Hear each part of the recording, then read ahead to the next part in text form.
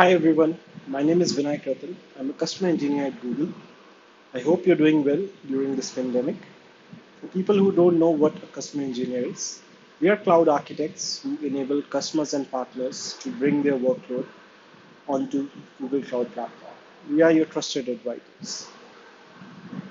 Today we're going to talk about CLAM AV, which is an open source antivirus engine that would allow us to scan objects that we bring onto Google Cloud Storage. We're going to talk about the whole life cycle, starting from where we insert an object into a Google Cloud Storage, how it can be scanned, and how we can go ahead and segregate it into clean or quarantine. So stay tuned. We're going to quickly start off with a small slide presentation, and after that, we're going to get our hands dirty. Stay tuned. Okay, let's get started. So in today's agenda, we're going to talk about what ClamAV is.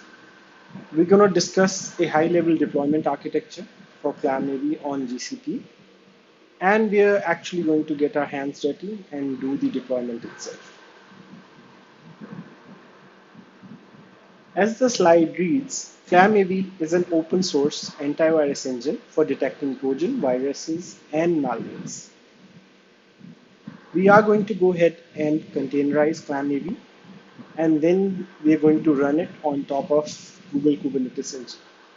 We have various options that we can use up that we will talk about in detail. The components that we're going to use are Cloud Build. We're going to leverage the CI/CD capability here. We're going to use Google Cloud Storage. We're going to use either Google Kubernetes Engine, Google Compute Engine, Cloud Run, or App Engine. I am choosing Google Kubernetes Engine here, but you have the capability of using any of the because we give you these many options to run your container ecosystem.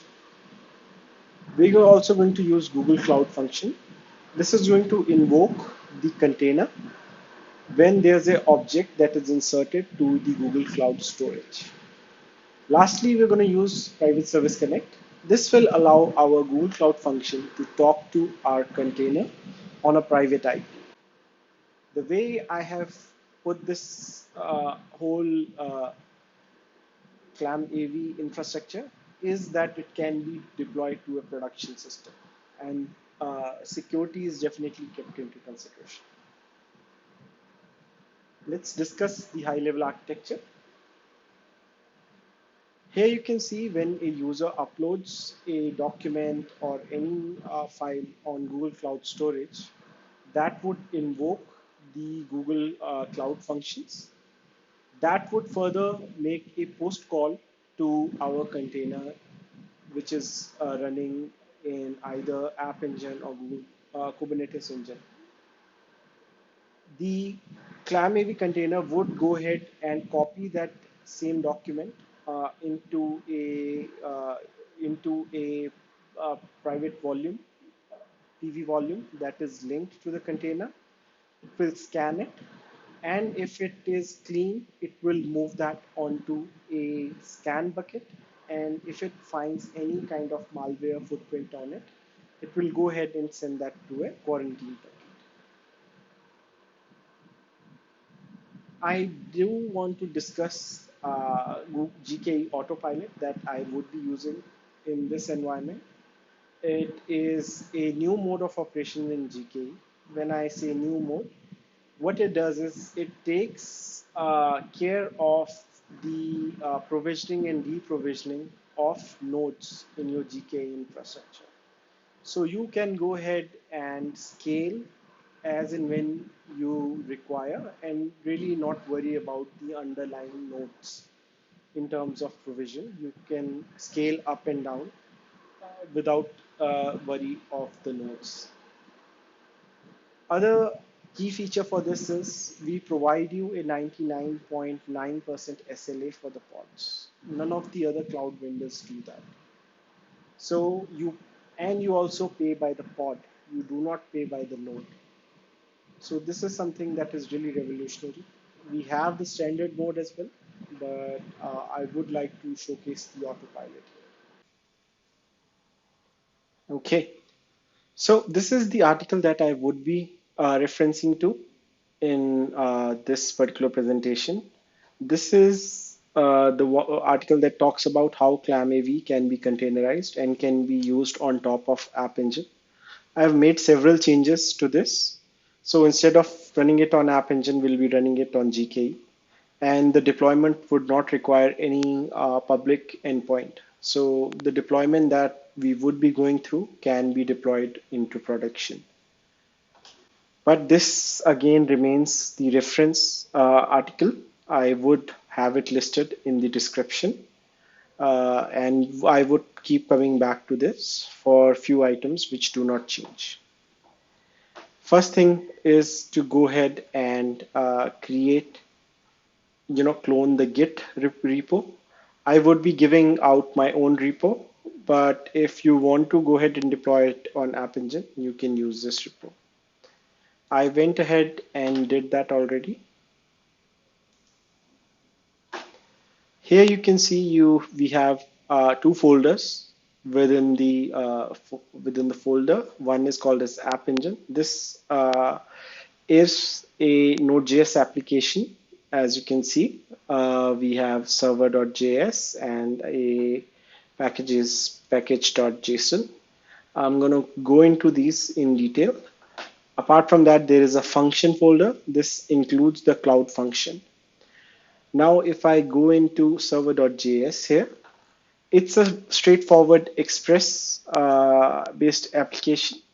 Here you can see we are invoking the Google Cloud Storage NPM package so that we can go ahead and interact with our buckets. There are three things that you need to change, and that would be pretty much it in terms of code change. Here I have statically given values for my unscanned bucket, my scan bucket, as well as my quarantine bucket. In the article, it's asking you to take the project ID and adding that as a variable at the end. I have given static values here.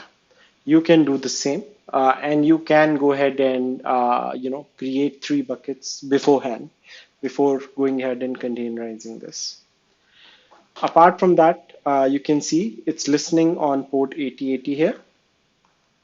And later down the line, you can see it goes ahead and accepts a post request on /scan route. This is where you would provide your file name and the folder under which it resides. Whenever you create a container, it will go ahead and create a directory called as unscanned files. And whatever file you go ahead and copy onto Google Cloud Storage would eventually be copied inside the container in order for the container ClamAV to go ahead and scan that.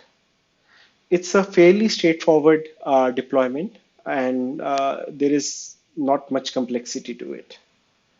If we focus on the Docker file, here you can see it's based on Node.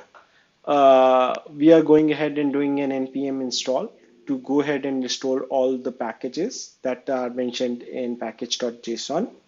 We are installing ClamAV here, ClamAV daemon, and then eventually going ahead and creating a unscanned file, and then eventually running a bootstrap.sh.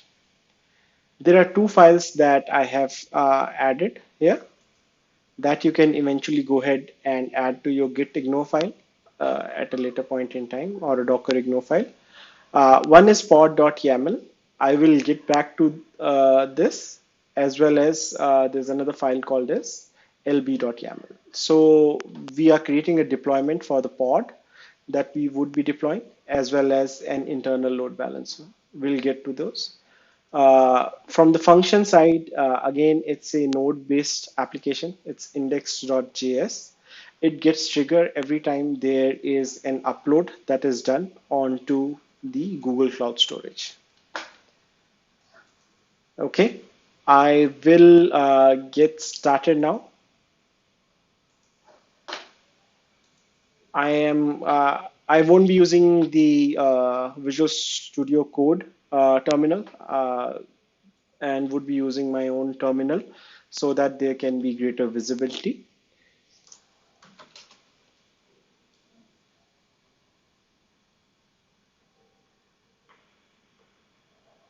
So your folder would be Docker ClamAV malware scanner. And within that, I'm going to go into App Engine. So this is the ClamAV container. Now we'll start off with cloud build. So I'll be using cloud build in order to create a container. The command that I'm running is cloud build submit, and I'm giving my project ID and the name with which I want the image to be created. What this will do is it will go ahead and look for a Docker file within the directory that I'm running. So if I come back to Visual Studio Code, the directory in which I'm running contains a Docker file. All I need to do is go ahead and run this. And I have went ahead and initialized the gcloud init command beforehand and authenticated myself. So it knows where to go ahead and dump my data. Here you can see it's a very standard Docker image build process. I would not, take you through the whole operation and would come back once this is done.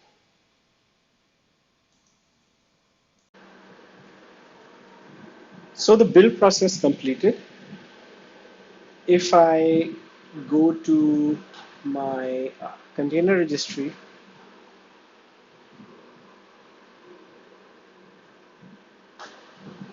here there is ClamAV, the image name, and here you can see it was created 7 minutes ago.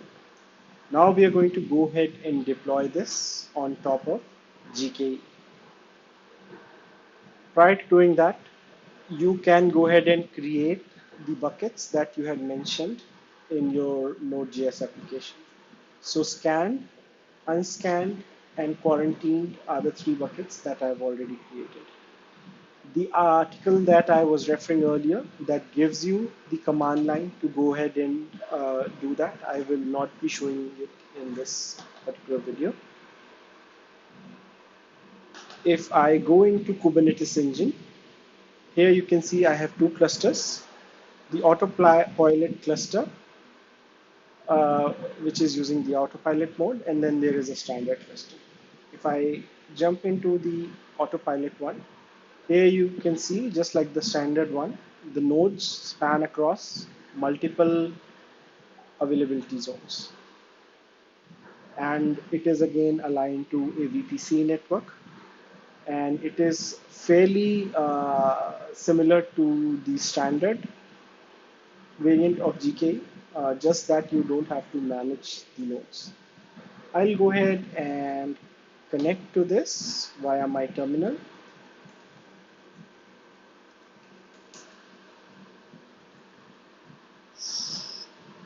Okay. And I think for some reason it's not copying.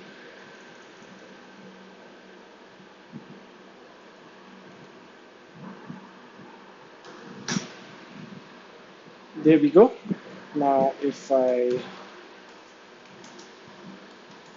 do a kubectl get node, it should idly list out the nodes which are currently running. We will again go ahead and run this. So here we can see we have around 5 nodes which are running. We'll come back to this once we do the deployment. Now within the same folder, I had created two particular YAML files. One was the one was the pod.yaml, and one was load balancer.yaml, ld.yaml. We are not doing anything fancy here. We are just giving the name the labels, the replicas. The most important thing is that we are giving a service account. This is something that needs to be enabled. It is called as a workload identity, which you can find here. In order for us, the pod, to connect to the storage and make changes, it needs to have a workload identity associated. What we do is we create a service account in Kubernetes and have that linked with a service account within Google Cloud, as in a IAM account, and give that IAM account proper permissions on top of the buckets. So this is a prerequisite that we do need to do. I will go ahead and add this. This is specifically if you're running it on top of GKE. If you're running it on something like a Cloud Run or Google Compute instance, this step is not required. In the lb.yaml, we are going ahead and deploying an internal load balancer. This is something that you have to specifically create a YAML for currently. The GUI doesn't allow you to create an internal load balancer, but only gives you a capability of an external load balancer. I went ahead and created this beforehand. The only thing that I'm mentioning in the pod is the service account, and in the LB is the internal load balancer, the port, and the target port. Our application is running on 8080, and the front ending port for that would be 80. I will go ahead and deploy my pod.yaml to deploy the container.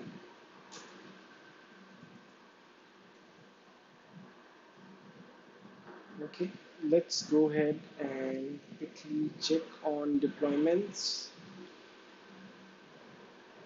Here you can see that it initially complains that it's not able to deploy two pods, which is okay because currently it is going ahead and creating a new node which can accommodate these two pods. So this will go away in a minute or so. So here you can see now it's just complaining about one,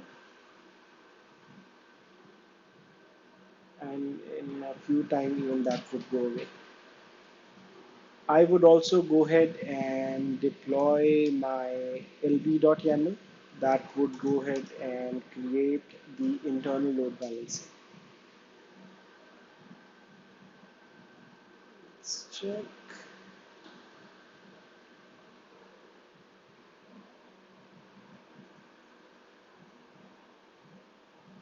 So here you can see it's creating an internal load balancer that would be linked to my container.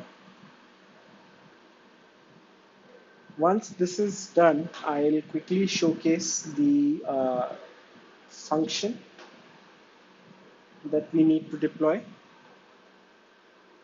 Function again is straightforward. There is not much change that we need to do here apart from the scan file URL. This is something that you need to change, the URI. The URI you can further change it once the particular function is deployed, but it will be good if you can go ahead and change it. As we are doing a post request, this particular function is calling the container on the specific port number as well as on the URL /scan. I will showcase it in some time. All we need to do is once we need to change our directory,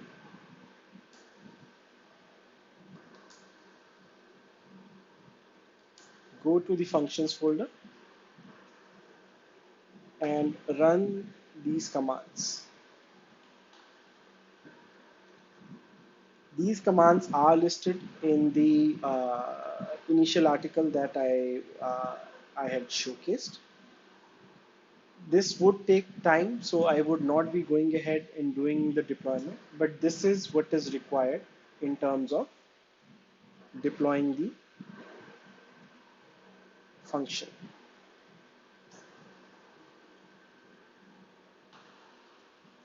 If I go in here and look at cloud functions,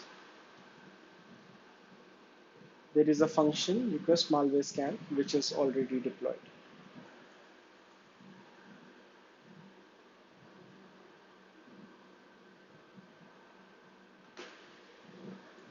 If I edit this,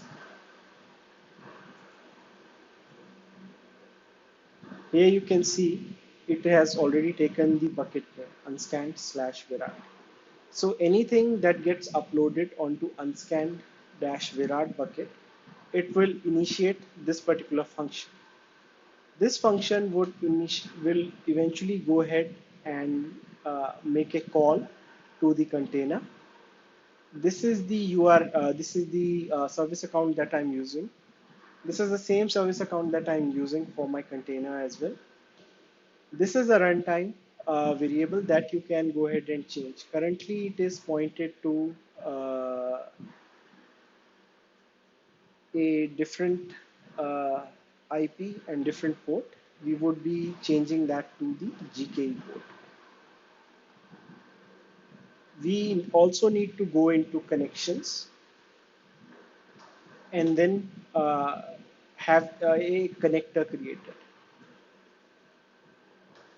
Just to talk a little about the connector, if I go to my VPC networking, here you can see I have an option called as serverless VPC access. This allows your serverless products to talk to your VM instances on a private IP. I can create a connector, define a name, a region, a network with which I want to associate it with, and then a subnet. A subnet has to be a /28 and should be free. There should not be any other resource that should be using it.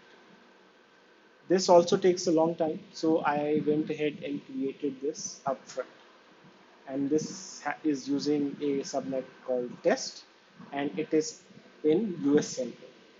We have to make sure that the serverless VPC access and the function are in the same region. I'll go back to my GKE instance to see on the deployment.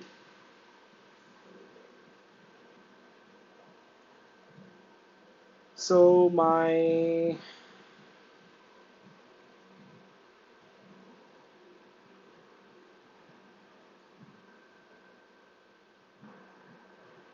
ClamAV service is running as well. Let me check. So even my ILB has been set up. So I will take this ILB and I will go ahead and update my function.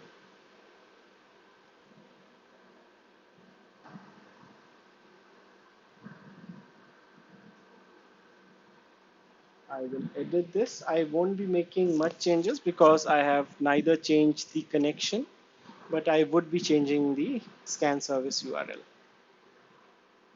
I am not running it. So this was actually initially pointing to a GCE instance. Now I'm going ahead and changing that to my GKE instance. And I will go ahead and do a deploy.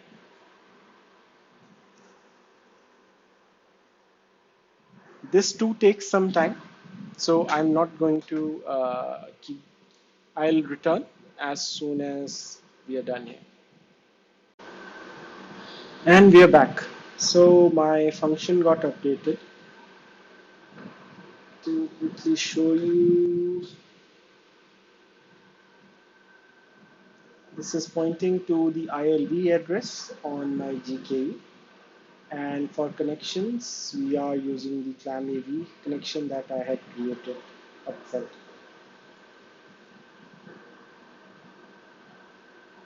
Now, the only thing for us to do is to go ahead and upload something onto the unscanned bucket. If if the scan is successful, it should ideally move onto the scan bucket. If it finds that as a virus or a malware, it will be moved to the quarantine bucket. So let us quickly test that out. Uh, I will go ahead and upload a picture of my son's writing exercise. It's called DEF JPEG. I'm going to go ahead and refresh it, and as you can see, it is not here. Let me first check the logs on function, because that would tell us whether the scan succeeded or not. So here you can see this was initiated on unscan. The file name was given as DEF JPEG. The scan was succeeded, and it took around 1 second. Now if I go to my scan bucket, my DEF JPEG should ideally be there. Yep, it's here. So this is a really good way to scan the documents, the images, whatever is being uploaded onto your Google Cloud storage. This can be back-ended by your application, and instead of invoking the function specifically, once anything is uploaded to the Google Cloud storage, the function can be invoked via an HTTP call as well. And you can go ahead and tell the customer whether the document that they had uploaded was okay or was a malware. That is also something that you can return. So please go ahead and deploy this for any of your front-ending applications that are using Google Cloud Storage. It's an open source solution and is fairly easy to deploy. Do let me know if you have any questions or queries in your comments. I thank you for your time. Have a great weekend.